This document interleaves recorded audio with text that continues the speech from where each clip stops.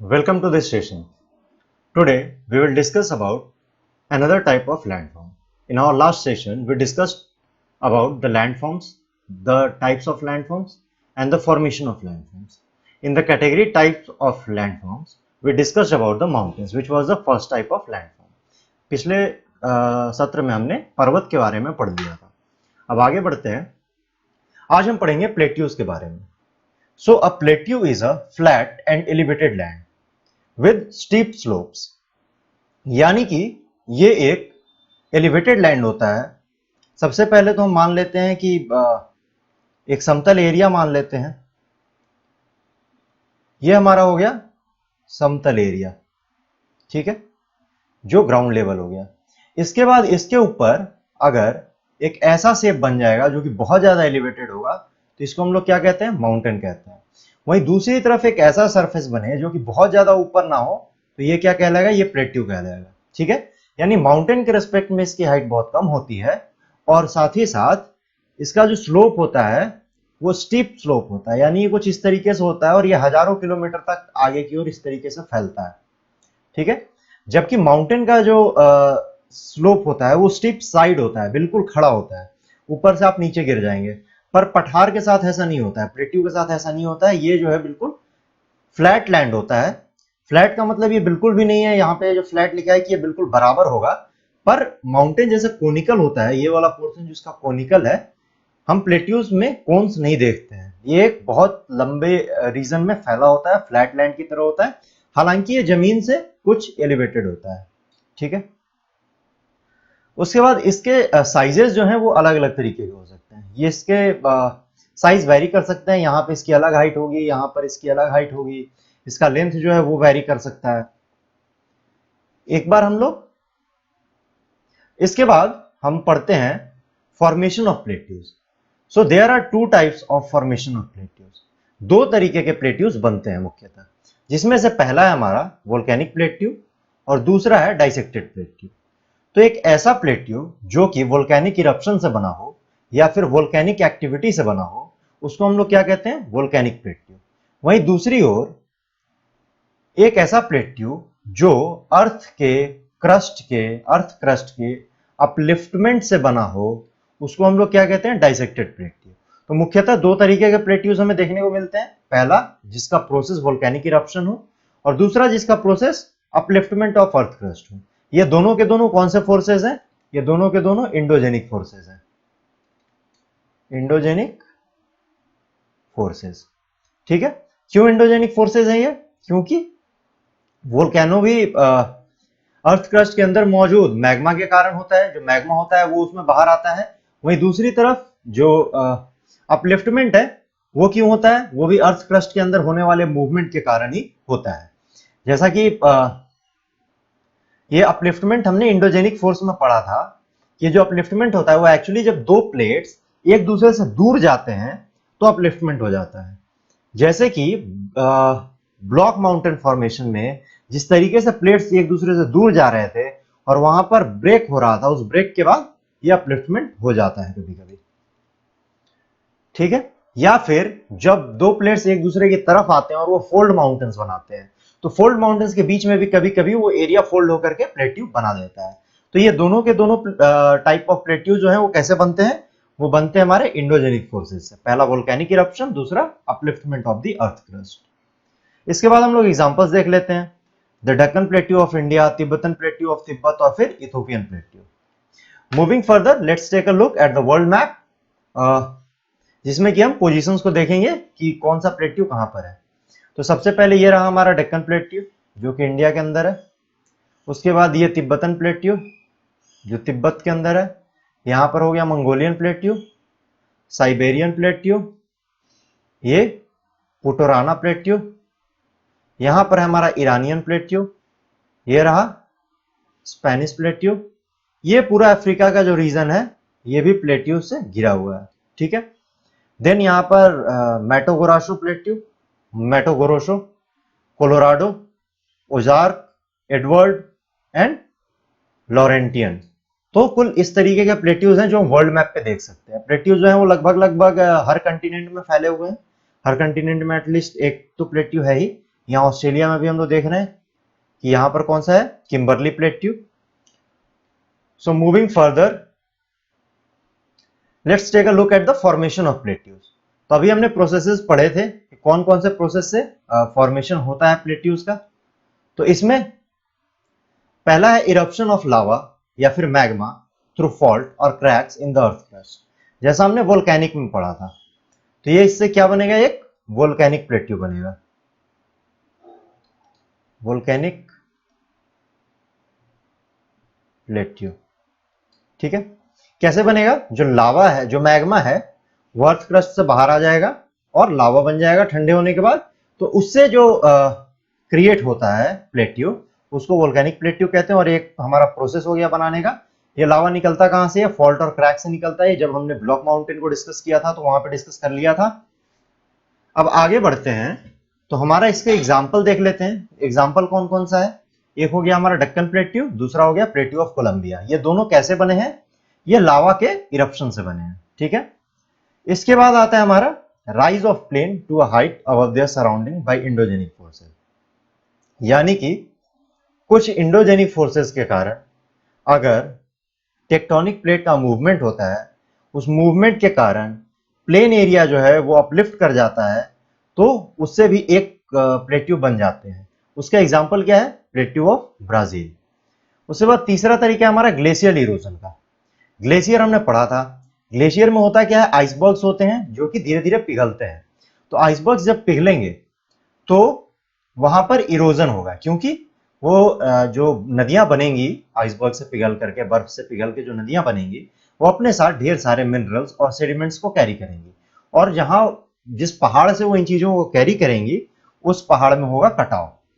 और वहां से जब इरोजन होगा तो एक जो पूरा पहाड़ था वो प्लेट्यू का रूप ले सकता है। और उसे हम किस तरीके, वो कौन से प्रोसेस से बनेगा, वो बनेगा ग्लेशियल इरोजन के प्रोसेस से। तो एग्जांपल क्या है, plateaus of Greenland and America. ठीक है, ये जो ग्रीनलैंड और अमेरिका की प्लेट्यूज हैं, कैसे बनी है, यहाँ पे पहाड़ हुआ करता था, ग्लेशियल इरोजन के कारण वो पहाड़ जो है वो पठार में बदल गया। ठीक है, ये रेसिडुअल माउंटेन में भी हमने पढ़ा था कि किस तरीके से माउंटेन पहले ओरिजिनल माउंटेन होता है, फिर इरोजन के कारण वो रेसिडुअल माउंटेन बन जाता है। फिर अगर रेसिडुअल माउंटेन का भी इरोजन हो जाए तो वो प्लेट्यू का रूप ले सकता है। और इस पूरे प्रोसेस को हम लोग ग्लेशियल इरोजन कह सकते हैं, अगर वो ग्लेशियर्स में हुआ हो। उसके बाद हमारा ग्लेशियल डिपोजिशन, यानी कि जो मिनरल्स पहाड़ों से निकाला गया, वहां पे जो इरोजन किया गया, वो कहीं ना कहीं तो डिपोजिट किया जाएगा, कहीं ना कहीं छोड़ा जाएगा। वो नदी हमेशा अपने साथ तो लेके चलेगी नहीं, वो पहाड़ के नीचे छोड़ दे या फिर समुद्र के किनारे छोड़ दे, वो छोड़ेगी जरूर। तो जहां पर वो छोड़ेगी वहां पे पहले तो प्लेन एरिया बनता है, और प्लेन एरिया के बाद भी अगर वहां लगातार सेडिमेंट्स जो है वो डिपोजिट होंगे, तो वहां पर एक प्लेट्यू बन जाएगा। तो उस प्रोसेस को क्या कहते हैं, ग्लेशियल डिपोजिशन प्रोसेस। और इससे कौन सा प्लेट्यू बना है हमारा, द रशियन प्लेट्यू। रसिया के अंदर जो प्लेट्यू है वो इसी प्रोसेस से बना हुआ है।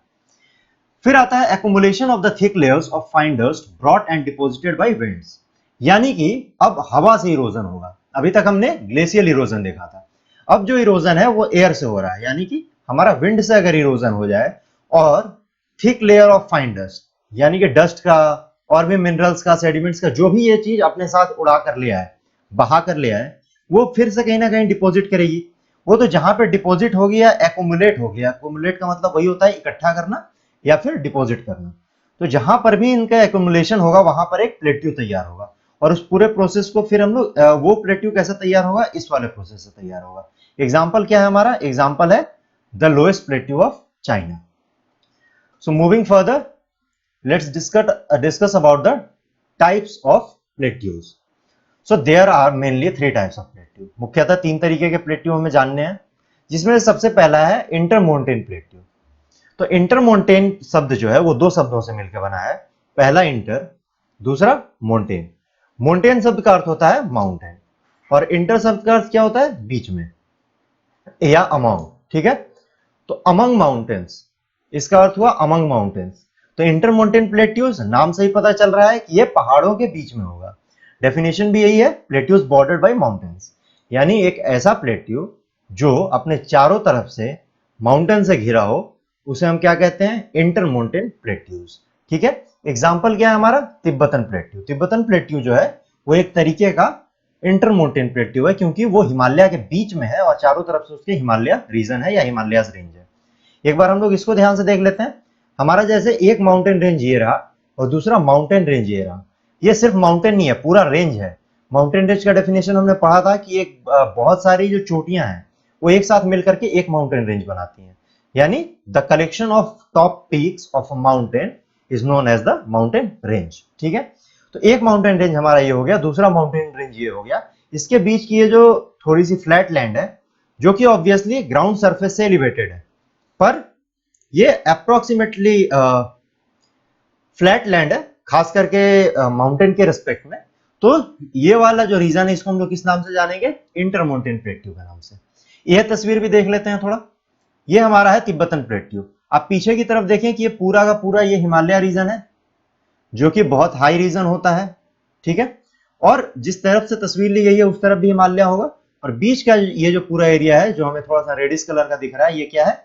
ये है हमारा तिब्बतन प्लेट्यू। हम लोग तस्वीरों को जरा जूम करके भी देख सकते हैं। आप सबसे पहले ये देखें किस तरीके का होता है इंटरमाउंटेन प्लेट्यू। माउंटेन रेंज के बीच में बिल्कुल बसा होता है। ठीक है, यहाँ पे एक माउंटेन रेंज, यहाँ पर दूसरा माउंटेन रेंज, और बीच का जो पूरा इलाका है ये क्या कहलाएगा? Intermountain plateau. ठीक है, और लाइव एग्जांपल हम लोग यहां देख लेते हैं। ये तिब्बतन प्लेट्यू की तस्वीर है। ठीक है, moving further, the second type of plateau which is Piedmont plateaus. So Piedmont plateaus have mountains on one side and a plain or the sea on the other side. यानी कि Piedmont plateau हम लोग किसको कहेंगे? जब किसी एक तरफ पे पहाड़ हो और दूसरी तरफ पे या तो समुद्र हो या तो फिर हमारा प्लेन हो, तो वो कौन सा माउंटेन कहलाएगा? सॉरी, वो कौन सा प्लेट्यू कहलाएगा? वो कहलाएगा हमारा पिडमोंट प्लेट्यू। इसका एग्जांपल क्या है? Patagonian plateau of the South America. ठीक है, इसमें होता क्या है कि ये जो है हमारा पूरा का पूरा ये प्लेट्यू रीजन है। ठीक है, क्योंकि सी लेवल से आप देख लीजिए, सी लेवल से कुछ लगभग इतनी ऊंचाई पर है पाया जाता है, और ये फ्लैट लैंड भी है। इधर ये रहा हमारा माउंटेन रेंज, और इधर हमारा दूसरा पोर्शन क्या है? दूसरा मास क्या है? वो है सी। ठीक है, इसके बीच में जो प्लेट्यू फॉर्म हुआ उसको हम लोग पिडमोंट प्लेट्यू कहते हैं। पेंटागोनियन में हम लोग देख लेते हैं, ये वाला इलाका जो है हमारा माउंटेन है। ठीक है, ये हमारा हो गया सी। ये जो थोड़ा सा ग्रेनिश और व्हाइट कलर का दिख रहा है ये हमारा प्लेट्यू। ठीक है, तो हमें क्या देखने को मिल रहा है? ये लगभग यहां तक पूरा माउंटेन है ये। ठीक है, ये बाउंड्री, और यहां से ये जो है लगभग सी स्टार्ट है, और इसके बीच का जो लैंडमास है ये कौन सा लैंडमास है? ये हो जाएगा हमारा, ये पूरा इस तरीके से है, यहां पे यही लैंडमास है हमारा पेंटागोनियन। तो हम देख सकते हैं कि जो प्लेट्यू रीजन है, जो सर्कल्ड रीजन है, वो किस तरीके से दबा हुआ है माउंटेन और सी के बीच में। ठीक है, इसको भी हम लोग एक बार जूम करके देख लेते हैं। सबसे पहले ये तस्वीर देख लें, किस तरीके से एक माउंटेन होता है, दूसरी तरफ सी होता है, और बीच में जो पठार रीजन होता है उसको हम लोग पिडमोंट प्लेट्यू के नाम से जानते हैं। वहीं दूसरी तरफ ये तस्वीर देखते हैं, जहां पर कि अमेरिका के पेंटागोनियन प्लेट्यू को दिखाया गया है। ये पूरा हमारा माउंटेन रेंज है। ये तस्वीर जो है ऊपर से ली गई है, तो इस कारण ये फोटो ऊपर से ली गई है, इस कारण ये इस तरीके का दिख रहा है कि एक तरफ हमें माउंटेन दिख रहा, बीच में हमें प्लेट्यूज दिख रहा, और दूसरी तरफ हमें सी दिख रहा है। ठीक है, अच्छा, इसका एक और है कि दूसरी तरफ प्लेन भी हो सकता है। अभी हमने सी का एग्जाम्पल देखा, तो प्लेन कब होगा? होता क्या है कि ये ग्लेशियल, अगर प्लेन होगा दूसरी तरफ तो वो ग्लेशियल डिपोजिशन का एग्जाम्पल बन जाएगा। हालांकि ये भी ग्लेशियल डिपोजिशन का एग्जाम्पल है। कैसे? पहाड़ों से जो नदियां आई, ये नदियां आई, वो अपने साथ क्या लेकर के आई? सेडिमेंट्स लेकर के आई। वो सेडिमेंट्स जो है यहां से लेकर के यहां तक पूरा ये सी तक अकुमुलेट हो गया। वो अकुमुलेट होने के बाद वहां पर उसने एक प्लेट्यू का फॉर्मेशन कर दिया। ठीक है, वहीं क्या होगा अगर मान लीजिए पहले निकलती हैं नदियां और वो यहां आकर के क्या बनाएंगी? सबसे पहले वो बनाएंगी प्लेन। ये प्लेन एरिया बनाया उन्होंने, प्लेन एरिया पे फिर और सेडिमेंट हुआ और वो प्लेट्यू बन गया। तो हम मान लें कि अगर यहां तक प्लेट्यू है और इसके बाद फिर ये प्लेन एरिया है, तो वो भी क्या हो जाएगा? एक तरीके का पिडमोंट प्लेट्यू हो जाएगा। और वो क्यों बन रहा है? ये ग्लेशियल इरोजन के माध्यम से बन रहा है, जो हमने प्रोसेसेस देखे थे। ठीक है, ये क्यों बना होगा? जो हमारा पहला था इंटरमोंटेन प्लेट्यू, ये कौन से प्रोसेस से बना होगा? ये बनेगा upliftment of the earth crust से, क्योंकि हम जानते हैं फोल्ड माउंटेन्स हैं ये, फोल्ड माउंटेन्स कैसे बने हैं? जब दो आपस में टकरा रहे थे, जब दो प्लेट्स, और वो अपलिफ्टमेंट हो गया था, उसी बीच में कुछ एरिया जो है वो माउंटेन नहीं बन पाया, उसे फिर हम लोग प्लेट्यू के नाम से जानते हैं। Moving further, we have the third type of plateau which is continental plateaus. So continental plateaus are uplifted abruptly from the coastal plain. यानी कि जो कंटिनेंटल प्लेट्यूज हैं वो कोस्टल प्लेन्स में ऐसे ही बस उठ जाते हैं. ठीक है, ये किसी भी इंडोजेमिनिक प्रोसेस से उठ सकते हैं. एग्जाम्पल है इसका अरेबियन प्लेट्यू और दूसरा है हमारा स्पेनिश प्लेट्यू. इसमें होता क्या है कि ये हमारा ये कंटिनेंटल प्लेट्यू होता है. ठीक है, एक प्लेट्यू होता है और इसके दोनों साइड सी होता है. पहला ये हो गया, दूसरी तरफ भी ये हो गया. या तो फिर बहुत थोड़ा लैंड मास के बाद सी स्टार्ट हो जाता है. यानी कि पिडमोंट प्लेट्यू, माफ कीजिएगा, जो कंटिनेंटल प्लेट्यू है वो अक्सर कहां पाया जाएगा? वो कोस्टल एरियाज में पाया जाएगा. ठीक है, एग्जाम्पल यही है अरेबियन प्लेट्यू और स्पेनिश प्लेट्यू. ये अब्रप्टली अपलिफ्ट हो जाता है और ये बिल्कुल प्लेन की तरह होता है. इसमें कुछ ऐसा नहीं है एक साइड पहाड़ है या फिर डिपोजिशन हुआ है या फिर इरोजन हुआ है. बस ये अब्रप्टली उठ चुका है और एक पठार का फॉर्म ले चुका है. एग्जाम्पल है हमारे पास अरेबियन प्लेट्यू का और स्पेनिश प्लेट्यू का. तो हम लोग एक बार ये सबसे पहले तो ये दोनों तस्वीर देख लेते हैं. ये रहा हमारा अरेबियन प्लेट्यू. ठीक है, उसके बाद ये हमारी तस्वीर किस तरीके से कंटिनेंटल प्लेट्यू फॉर्म होता है. एक तरफ इसके सी, दूसरी तरफ इसके सी और बीच में अब्रप्टली अरोज हो चुका है. ठीक है, इसके बाद हम लोग मैप पे एक बार एग्जांपल देख लेते हैं. ये जो हमारा मैप है, ठीक है, इसमें हमारा यहां पर आप देखेंगे कि स्पेनिश प्लेट्यू है. ठीक है, कहां है स्पेनिश प्लेट्यू? ये रहा. ये पूरा का पूरा प्लेट्यू रीजन है जो डार्क येलो नजर आ रहा है और इसके चारों तरफ से सी है. यानी कि ये कंटिनेंटल प्लेट्यू है क्योंकि ये कोस्टल एरियाज में है. ठीक है, इसको भी एक बार जूम करके देख लेते हैं. ये देखिए, ये बीच में स्पेनिश प्लेट्यू है और इसके चारों तरफ इधर मेडिटेरेनियन सी है, इधर क्या है? इधर है हमारा नॉर्थ अटलांटिक ओशन और इसके बीच में ये एक फॉर्मेशन हुआ है स्पेनिश प्लेट्यू का. ठीक है,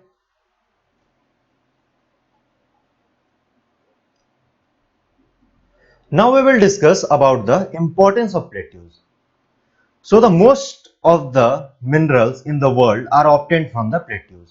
प्लेट्यूज के अंदर दुनिया की सबसे ज्यादा संसाधन, नेचुरल संसाधन या फिर नेचुरल मिनरल्स पाए जाते हैं. ठीक है, it is comparatively easier to separate minerals from the plateaus than of mountains.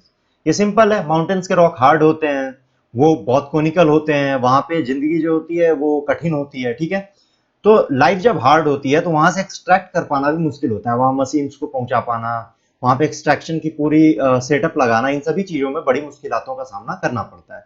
हालांकि प्लेट्यूज के साथ ये दिक्कत नहीं है. प्लेट्यूज पे हम गाड़ियां पहुंचा सकते हैं, मशीनरी आसान आराम से लगा सकते हैं. प्लेट्यूज पे काम आराम से हो जाएगा. प्लेट्यूज पे जो एक्सट्रैक्शन है वो बड़े आराम से हो जाता है. उसके बाद the Deccan Plateau, Western Australian Plateau and Brazilian Plateau are very good reserves of minerals such as iron, copper, gold, diamond, manganese and coal. ठीक है, तो जो डक्कन प्लेट्यू हो गया हमारे इंडिया का, वेस्टर्न ऑस्ट्रेलियन प्लेट्यू हो गया, ब्राजीलियन प्लेट्यू हो गया, ये सारे जो प्लेट्यू हैं ये बहुत अच्छे रिजर्व्स हैं, गुड रिजर्व्स हैं. किसके? मिनरल्स के. ठीक है, कौन से मिनरल्स? आप देख लें, एक बार नाम देख लें.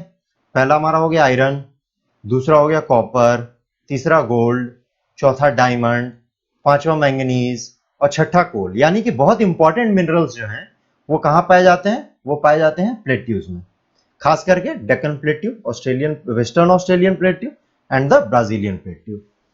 उसके बाद जो मैक्सिकन प्लेट्यू है इसको हम लोग मिनरल स्टोर के नाम से जानते हैं. ये टर्म याद रखिएगा. मिनरल स्टोर किसको कहते हैं? मैक्सिकन प्लेट्यू को कहते हैं. अब सवाल आता है आखिर में इसको मिनरल स्टोर क्यों कहते हैं? इसलिए कहते हैं क्योंकि ये बहुत रिच सोर्स होता है किसका? डिफरेंट मेटालिक मिनरल्स का.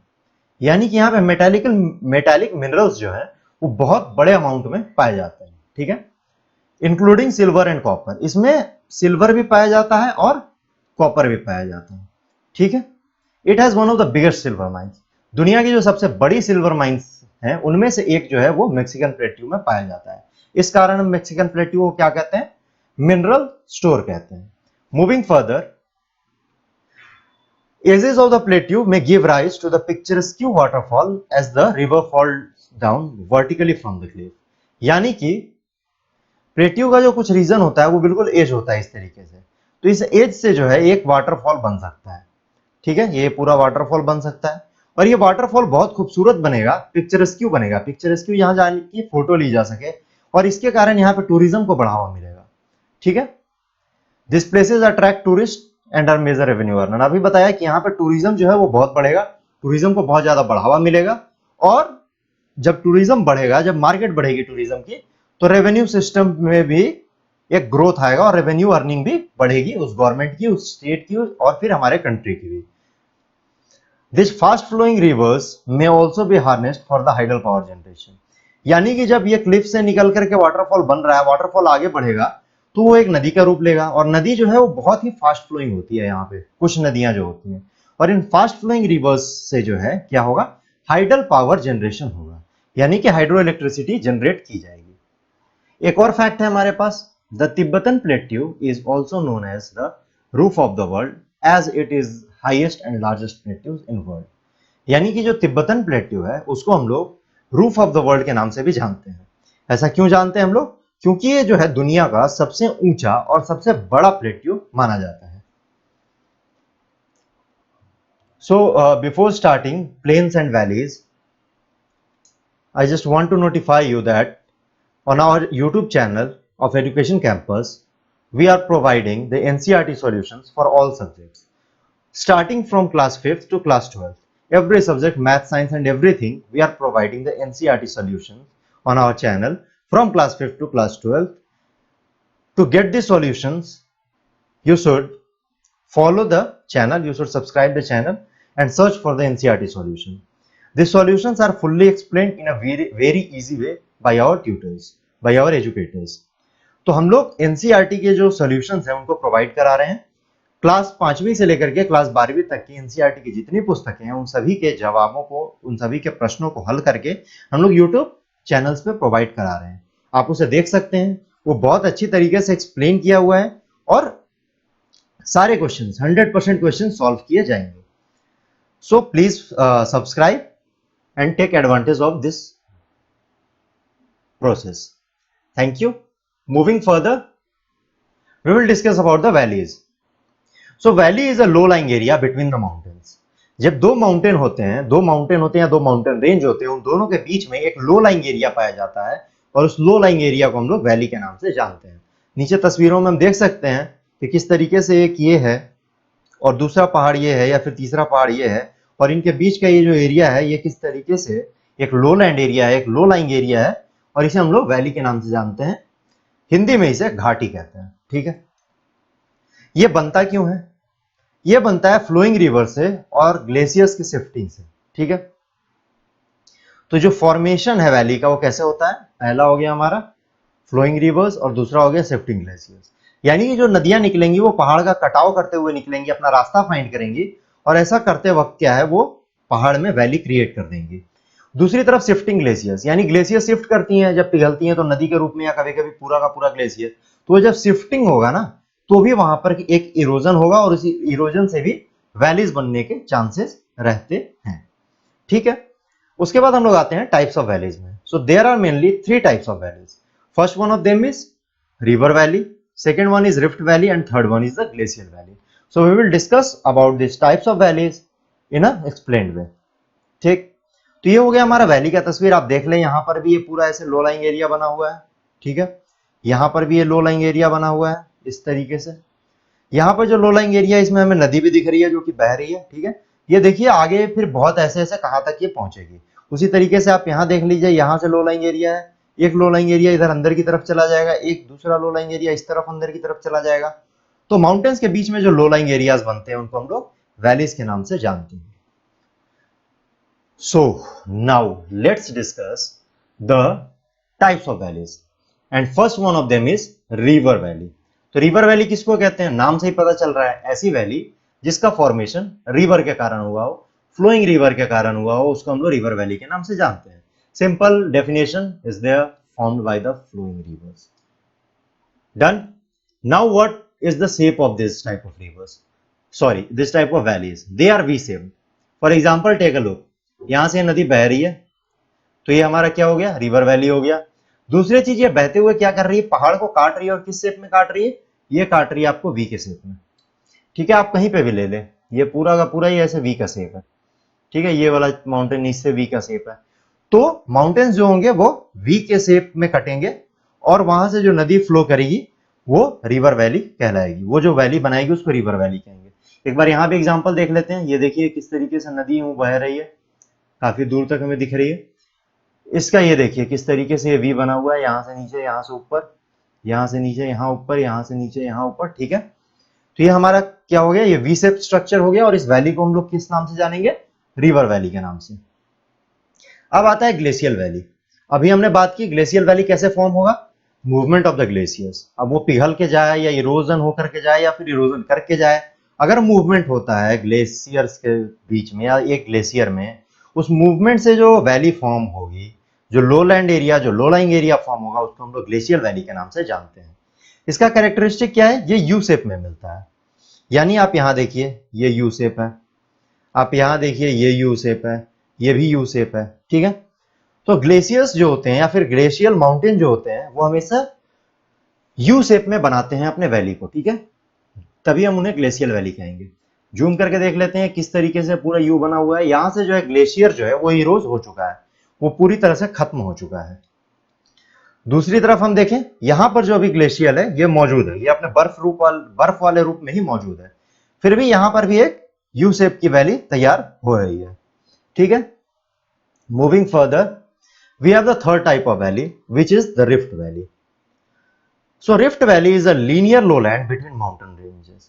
यानी माउंटेन रेंज के बीच में ये एक लोलैंड होता है, इसको हम लोग रिफ्ट वैली कहते हैं। ठीक है, वैलीज क्या होता है, वो कट के बनता है, वो बहुत छोटा एरिया होता है, पर रिफ्ट वैली एक बड़ा वैली होता है। ठीक है, they are formed by the geological rift और फॉल्ट, यानी कि रिफ्ट या फॉल्ट के कारण पैदा होते हैं। ये रिफ्ट और फॉल्ट हमने कहां पढ़ा था, ये पढ़ा था हमने ब्लॉक माउंटेन पढ़ते वक्त। किस तरीके से जब दो प्लेट्स एक दूसरे से दूर जाती हैं तो वहां पे टेंशन क्रिएट होता है, वो ब्रेक होती हैं, ब्रेक्स, और क्या बोलते हैं उनको, रॉक्स, और वो फिर एक दूसरे के ऊपर चढ़ जाती है। तो जो ऊपर चढ़ा वो माउंटेन बन जाता है, और जो नीचे दब गया, जो लोलैंड बन गया, वो क्या कहलाएगा, वो रिफ्ट वैली कहलाएगा। ठीक है, rift valleys are narrow, flat bottom and having steep sides. तो ये होती क्या है, ये तो बहुत पहले नैरो होती हैं। दूसरा चीज, ये फ्लैट बॉटम होती हैं। बॉटम जो होता है इनका बिल्कुल फ्लैट होता है, जो इनका तल होता है। उसके बाद ये स्टीप साइड्स होती हैं, माउंटेन की तरह। माउंटेन की तरह ये बिल्कुल खड़ी होती हैं, बिल्कुल इस तरीके से, यहां से ये बिल्कुल नीचे गिर जाए, इस तरीके का होता है। यूजुअली जो हमारे प्लेट्यूज होते हैं वो कुछ इस तरीके से होते हैं, टिल्टेड, वो धीरे धीरे नीचे आते हैं। पर जो रिफ्ट वैली में होता है, वैली जब बनती है तो साइड्स जो होती हैं वो बिल्कुल स्टिप हो जाती हैं। ठीक है, it is spread across 100 of kilometres. तो रिफ्ट वैली जब चालू होती है किसी पहाड़ या रेंज के बीच में, तो ये हजारों किलोमीटर तक ट्रेवल कर सकती है, हजारों किलोमीटर तक हो सकती है। ठीक है, इसके बाद हमारा टर्म है major rift valley of earth. So जो मेजर रिफ्ट वैली है अर्थ का, उसका लेंथ क्या है, 350 किलोमीटर, और विड्थ क्या है, 50 किलोमीटर। तो ये अब तक का डेटा है कि जो सबसे बड़ी रिवर वैली है, जो सबसे बड़ी, माफ कीजिएगा, रिफ्ट वैली है, उसका लंबाई कितना है, 350 किलोमीटर, और चौड़ाई कितना है, 50 किलोमीटर। ठीक है, so the rift valley in eastern Africa spreads across 7 countries covering 2% of the continent. तो अफ्रीका के अंदर जो रिफ्ट वैली है वो 7 कंट्रीज को टच करती है। वहां पे एक कंट्री से नहीं गुजरती है, एक कंटिनेंट से नहीं गुजरती, वो 7 अलग अलग कंट्रीज से गुजरती है, और फिर वो साउथ अफ्रीका पहुंचती है। और ये जिन इलाकों से गुजरती है जहां पे कि रिफ्ट वैली पाया जाता है अफ्रीका के अंदर, वो लगभग 2% पॉपुलेशन को अपने साथ रखता है, कंटिनेंट के। ठीक है, अफ्रीका के 2% पॉपुलेशन जो है वो उसी रिफ्ट वैली वाले इलाके में रहते हैं। हमारे इंडिया में जो नर्मदा नदी है, ये कहां से फ्लो करती है, ये फ्लो करती है अमरकंटक से, मध्य प्रदेश के अमरकंटक से निकलती है, और विंध्याज रेंज और सतपुरा रेंज के बीच में जो बने हैं रिफ्ट, उनसे होते हुए ये फिर आगे की ओर बढ़ती है। तो जैसा यहाँ लिखा है विंध्या रेंज और सतपुरा रेंज के बीच में से ये बहती है नदी, और वहां बीच में जो रिफ्ट क्रिएटेड है, जो वैली क्रिएटेड है, उसको हम लोग किस नाम से जानते हैं, रिफ्ट वैली के नाम से जानेंगे। ठीक है, मूविंग फर्दर, हम प्रोसेस देख लेते हैं क्या है। इसमें हो क्या रहा है कि दो हमारे पास प्लेट्स हैं, पहला प्लेट इधर की ओर फोर्स लगा रहा, दूसरा प्लेट इधर की ओर फोर्स लगा रहा, यानी दो प्लेट हैं और दोनों एक दूसरे से विपरीत जाने के लिए खिंचाव कर रहे हैं, हालांकि दोनों एक ही प्लेट थे। तो इससे जो टेंशन क्रिएट होगा, उस टेंशन के क्रिएट होने के बाद सबसे पहले तो फॉल्ट लाइन क्रिएट होंगे। फॉल्ट लाइन इसको हम लोग कहते हैं जहां से कि ब्रेक हो चुका है ये जमीन, ठीक है। जब तक फॉल्ट लाइन आता है का मतलब, अगर फॉल्ट लाइन आ गया है का मतलब वो ब्रेक कभी भी हो सकती है, ठीक है। तो फॉल्ट लाइन के बाद कुछ पोर्शन जो है ऊपर से ऊपरी तरफ चले जाते हैं, जैसे ये वाला पोर्शन हो गया। कुछ पोर्शन जो है वो भी ऊपरी ओर चले जाते हैं और बीच के ये जो पोर्शन है नीचे की ओर रह जाते हैं, ठीक है। तो जब दो प्लेट एक दूसरे से दूर जाएगी तो वहां पर एक प्रेशर एक्सर्ट करेगी। उस प्रेशर के कारण जो अपलिफ्टमेंट होगा, उस अपलिफ्टमेंट के साथ ही कुछ पोर्शन नीचे की ओर दब जाएगा। जो पोर्शन नीचे की ओर दब जाएगा वो क्या कहलाएगा? वो कहलाएगा रिफ्ट वैली, ठीक है। Moving further, we will discuss about the plains. So plains are the vast stretches of gently sloping almost flat land. तो ये almost flat land होता है, ठीक है। इसमें एलिवेशन नहीं होता है, ये बहुत ही जेंटल स्लोपिंग होता है, यानी कि स्टीप साइड नहीं होता। हाइट ही नहीं है तो स्टीप कैसे हो जाएगा। उसके बाद ऑलमोस्ट फ्लैट लैंड है। ये अराउंड 250 मीटर्स इन अल्टीट्यूड, यानी कि सी लेवल से जो है ये फिर भी 250 किलोमीटर की ऊंचाई पर होता है, ठीक। They can be in the form of grassland, forest, suburb land और barren land. तो प्लेन्स किस तरीके से पाए जा सकते हैं? पहला हो गया ग्रासलैंड, दूसरा हो गया फॉरेस्ट, तीसरा सरब, चौथा श्रब लैंड और फिर चौथा बैरन लैंड, ठीक है। तो कुल मिलाकर के हमारे जो है इतने तरीके के फॉर्म हो जाते हैं प्लेन्स के, ठीक। सो प्लेन्स अब फॉर्म कैसे होते हैं?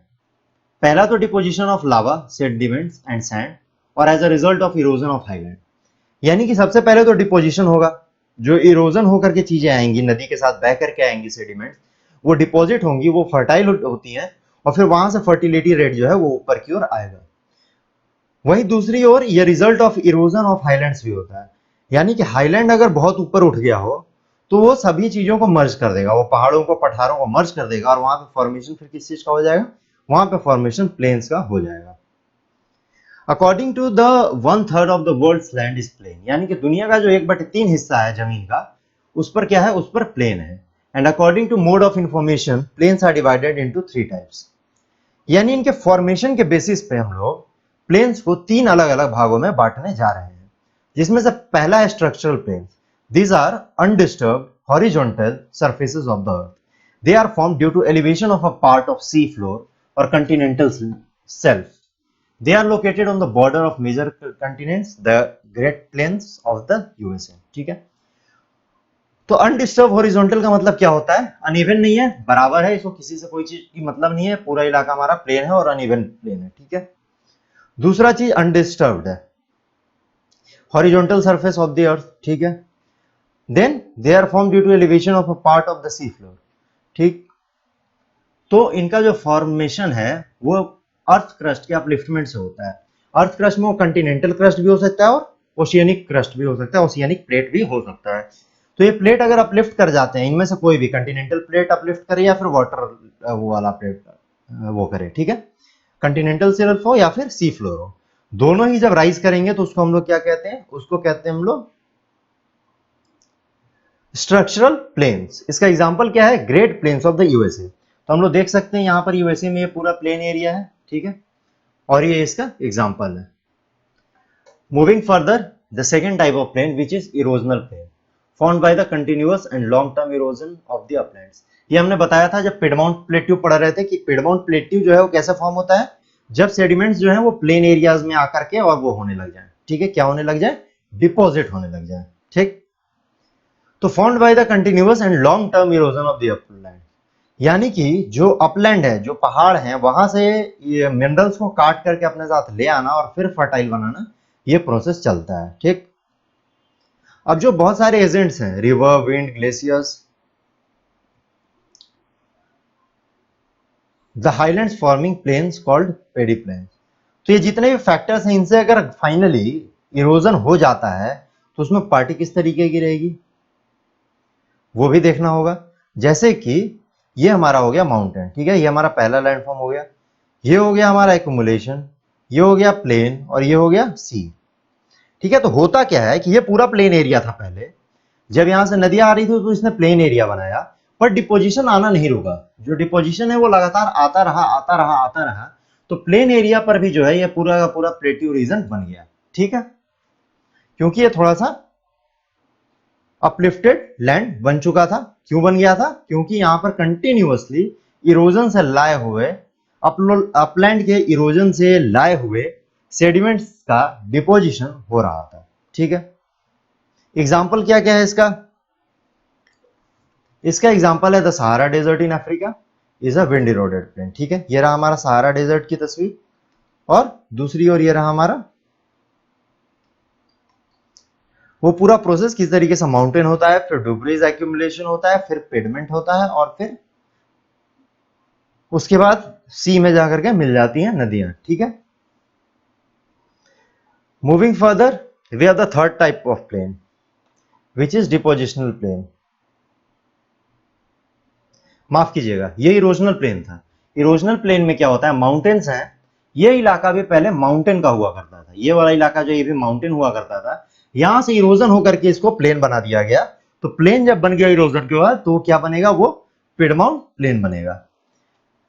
वो वाला जो प्लेट्यू है वो इसमें बनेगा डिपोजिशनल में। ठीक है, तो this plains are formed as a result of depositional activity, यानी कि जो नदियां अपने साथ मिनरल्स ला रही हैं, जो सेडिमेंट्स ला रही हैं, उनको डिपॉजिट करेंगी और फिर सॉइल का फॉर्मेशन होगा। वो सॉइल जो होगा वो बहुत ही फर्टाइल होगा। ठीक है, और ये डिपोजिशनल किस किस चीजों से होता है? डिपोजिशनल प्लेन बनता है, सबसे पहला रिवर हो गया, दूसरा लेक हो गया, विंड हो गया, उसके बाद ग्लेशियर हो गया। इन सभी मामलों में जो है अलग अलग तरीके के जो एजेंट हैं ये सारे, ये क्या करते हैं, ये डिपोजिशन करते हैं मिनरल्स का, और किसका, ये लोग मिनरल्स का और सेडिमेंट्स का। ठीक है, सेडिमेंट्री रॉक्स का ये लोग डिपोजिशन करते हैं। Now this plains are form by rivers. ये प्लेन किस चीज से फॉर्म हो रहे हैं? ये फॉर्म हो रहे हैं हमारे रिवर डिपॉजिट से। ठीक है, और इनको कहते क्या है? इनको रिवराइन कहते हैं, और फिर एलोवियल प्लेन कहते हैं।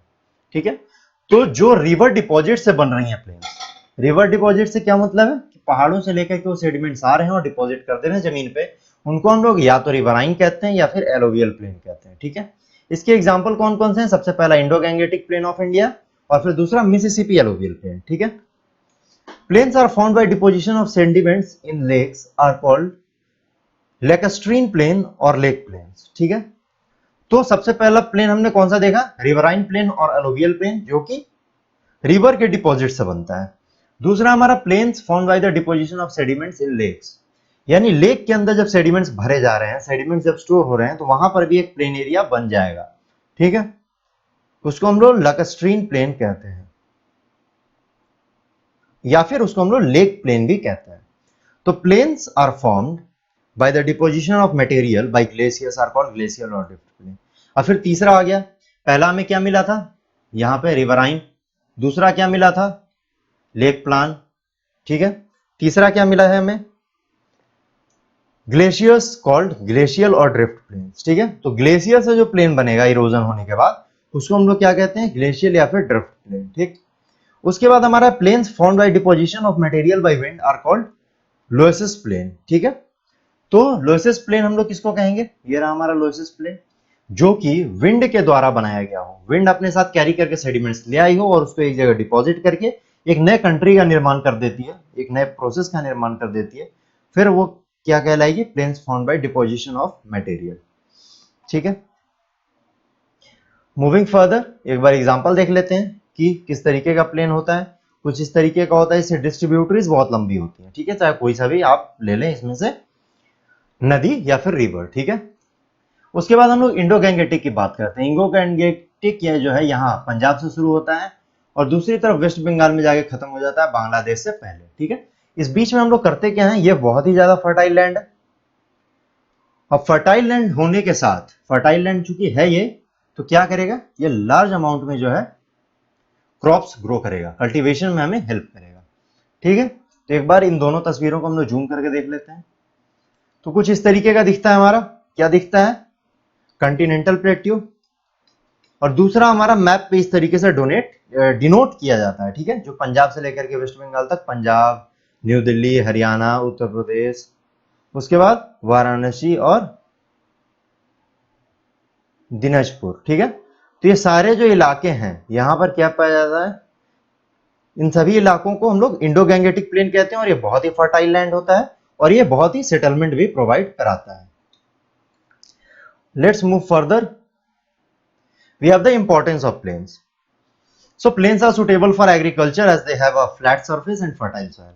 तो एग्रीकल्चर के लिए बहुत हेल्पफुल होता है। अभी हमने बात की क्यों हेल्पफुल होता है, क्योंकि इसके पास सेडिमेंट्स बहुत ज्यादा है, मिनरल्स बहुत ज्यादा है, तो क्रॉप्स अच्छे होंगे। और दूसरी चीज यहाँ पे फ्लैट सरफेस है, फ्लैट सरफेस पे भी सरफेस पे जो होता है खेती वो बड़े आराम से और अच्छे से हो जाता है। फिर they are called the food baskets of the world, यानी कि जो फूड प्रोसेसिंग यूनिट के ऑफिसर्स थे उनको उनके पद से हटा दिया जाए या फिर उनको पद दिया भी जाए तो वो क्या कहलाएंगे दुनिया में, वो कहलाएंगे फूड बास्केट। ठीक है। उसके बाद it is also easy to build routes of transportation such as roads, railway lines and airport और प्लेन्स। ठीक है।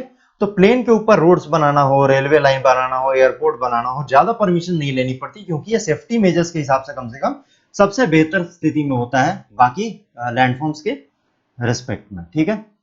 Industries and factories are usually constructed in and around plains due to the availability of transportation amenities. तो जितनी भी industries हैं हमारे वो नदियों के आसपास ही बनाई जाती हैं। कारण क्या है, कारण यह है कि वहां से ट्रांसपोर्टेशन आसानी से मिल जाए। हालांकि इसका जो पुराना वो था वो ये इसलिए था ताकि महिलाएं जो है ज्यादा काम ना करें। ठीक है। उसके बाद 80% of the world population lives on the plain. यह भी एक तरीके का स्टैट है कि जो 80% भारतीय हैं वो लाइफ क्लास नहीं ले पा रहे हैं। ठीक है। Moving further, plains are suitable for agriculture, ये तो हो गया। इसके बाद हमारा है ओके। सो हमारा जो इंपॉर्टेंस है वो यहीं खत्म होता है। हमने मेजर लैंडफॉर्म्स पढ़ लिए, तो अभी एक बार हम लोग लास्ट में चार्ट देख लेते हैं। तो हमने क्या क्या पढ़ा, सबसे पहले लैंडफॉर्म का डेफिनेशन पढ़ा, लैंड का डेफिनेशन पढ़ा, फिर कॉज ऑफ वो पढ़ा लैंड फॉर्मेशन। उसके बाद उसमें क्या हमने पढ़ा था, उसमें पढ़ा था हमने दो तरीके की वो फोर्सेस, पहला इंटरनल फोर्स, दूसरा एक्सटर्नल फोर्स। इंटरनल फोर्स हमारा एंडोजेनिक कहलाता है, एक्सटर्नल फोर्स एक्सोजेनिक कहलाता है। तो इंटरनल फोर्स जो है उसके अंदर कंप्रेशन होता है, टेंशन होता है। ठीक है। तो कंप्रेशन होकर के क्या बनाएगा, कंप्रेशन होकर के बनाएगा ये माउंटेन्स को। दूसरी तरफ टेंशन क्रिएट होता है और टेंशन क्रिएट होने की वजह से क्या बनाएगा, ये रिफ्ट वैली को बनाएगा, ग्रेट रिफ्ट वैली को बनाएगा अफ्रीका के। ठीक है। माउंटेन्स भी दो तरीके से फॉर्म हो जाएंगे, एक हो गया हमारा फ्लड माउंटेन, दूसरा हो गया क्लाउड माउंटेन। ठीक है। माफ कीजिएगा, क्लाउड माउंटेन नहीं, ब्लॉक माउंटेन। तो माउंटेन्स जो है वो कुल मिलाकर के दो तरीके के हो जाते हैं, फोल्ड माउंटेन और फिर ब्लॉक माउंटेन। उसके बाद हम लोग एक्सटर्नल फोर्सेस में आते हैं। एक्सटर्नल में क्या है, इसको हम लोग एक्सोजेनिक फोर्स के नाम से जानते हैं। इसमें एजेंट ऑफ अर्थ होता है रिस्पॉन्सिबल, या तो फिर एटमॉस्फेरिक एजेंट्स होते हैं। ठीक है। तो एजेंट्स ऑफ अर्थ में कौन कौन सी चीजें आती हैं, रिवर्स, ग्लेशियर्स एंड वेव्स। वहीं दूसरी ओर एटमॉस्फेरिक एजेंट में आती है विंड्स। ठीक है। अब पढ़ते हैं major landforms types slash division. कौन कौन से टाइप्स और डिवीजन है। सबसे पहला है हमारा mountain, average altitude is 2000 metre approximately and shape is pyramidal. ठीक। देन आता है हमारा plateaus. So plateaus are 500 to 100 metre table land. ठीक। इनका वेरिएशन बहुत ज्यादा है। प्लेट्यूज का नहीं, जो लिख रहे हैं उनका ऑब्जर्वेशन बहुत वेरी करता है कि उनको 100 मीटर से लेकर के 500 मीटर तक के प्लेट्यूब में कोई कंफ्यूजन नहीं है। ठीक है। पर ऐसा होता है कि जो छोटी प्लेट्यूज हैं वो कभी कभी लोलैंड्स में या फिर प्लेन्स में काउंट कर ली जाती हैं। बहरहाल lowlands up to 500 metre generally sloping are flat. ठीक है। तो जब स्लोपिंग फ्लैट होगा और इसका हाइट जो है वो जनरली 500 मीटर होगा तो ये फिर ये लोलैंड कैटेगरी में भी आ सकता है। ठीक है। तो इस तरीके से हमारा जो है मेजर लैंडफॉर्म चैप्टर यहीं पे समाप्त होता है। हम लोग अगले सेशन में फिर मिलेंगे कुछ नए चैप्टर के साथ। अभी हमने लैंडफॉर्म पढ़ा था। धरती पे क्या होता है कि 71% वाटर बॉडीज है और 29% लैंड है। तो सबसे पहले हमने लैंड पढ़ लिया। कल से हम पढ़ेंगे ज्योग्राफी के ओशनिक बॉडीज के ऊपर। ठीक है। सो तब तक के लिए thank you and have a nice day.